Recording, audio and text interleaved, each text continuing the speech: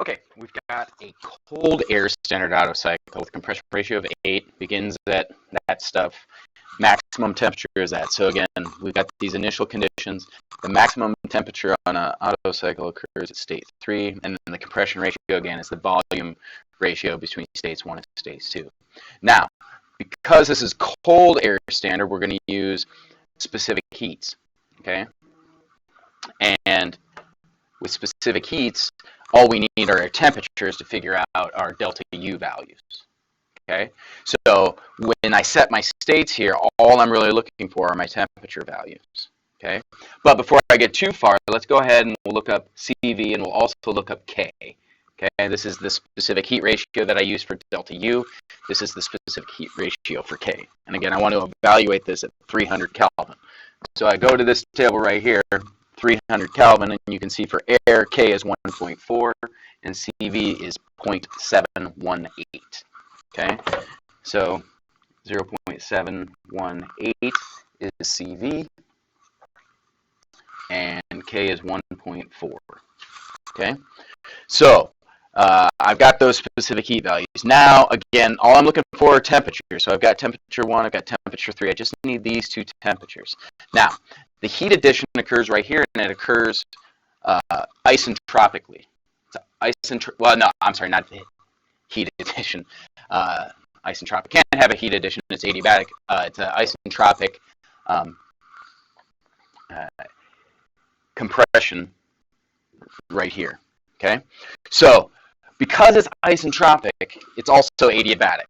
Okay, and if you remember back here in this section here, we have these values down here that can relate my temperature ratio to my volume ratio. Okay, and again, I can do that. You'll remember for an adiabatic situation, N equals K, which is that specific heat ratio. Now, again, I'm not a big fan of using constant specific heat, but that's what the problem's asking us to do. So to find that temperature ratio, I just relate it to that volume ratio given there, which is to say I have T2 over T1 equals V1 over V2 to the K minus 1. And again, I do that because this is isentropic or adiabatic. Okay. From that, I know K1, I know my volumetric, my compression ratio.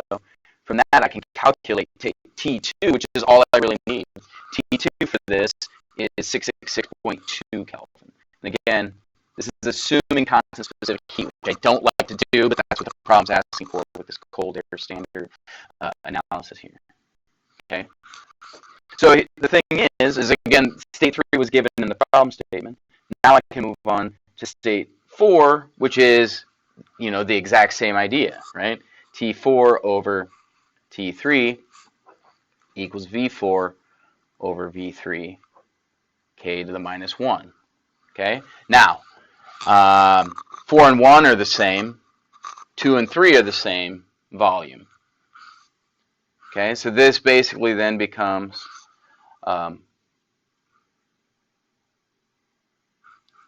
V4. I'm sorry. Oops, I had those. I have to reverse these. That's what's wrong.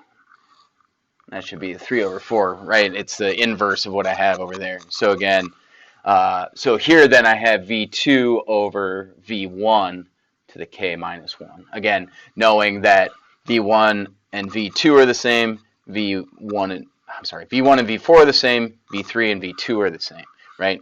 This is a constant volume process. This is a constant volume process. It's this is a 3 to 4 is isentropic, so it's adiabatic, so I can use K in here. Either way, what I get is T4, and I can calculate then T4 equal to 957.6. And again, that's it when I'm doing cold air standard. Setting the states is just finding the temperatures. Okay. One thing I do need to find in order to find the heat additions is I need to find my mass. Well, I know everything going on here at state 1. So my mass is simply P1 V1 over R T1. Again, I know my pressure, I know my volume, I know my temperature. R is constant. Air is 28.97 M. I can calculate my mass to be 0.0004 0.4806. And that's kilograms. Okay, again, knowing what I know at state 1, I can calculate that mass. Now that I have the mass, I can very easily find my heat addition, which again is Q2 to 3. Okay, it's constant volume, so there's no work being done. So that is nothing more than the mass times U3 minus U2. But of course, I don't have that. I'm going to use specific heats. So it's mass times CV times T3 minus T2, which equals 0.5293 kilojoules. Okay, again, using specific heat ratios. Now I can do the same thing for the work of the cycle. Oops, that dot should not be there. The work of the cycle is just going to be the mass times CV, okay, times, this is the compression, right, and this is the power cycle.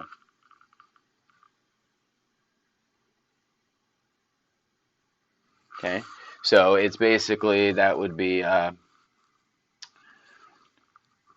T3 minus T4 minus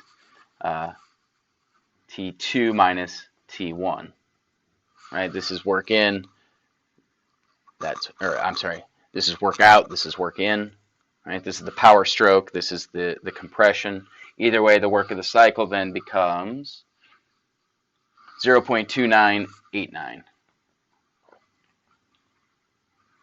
kilojoules, which again, then my thermal efficiency is just the work of the cycle over Q in.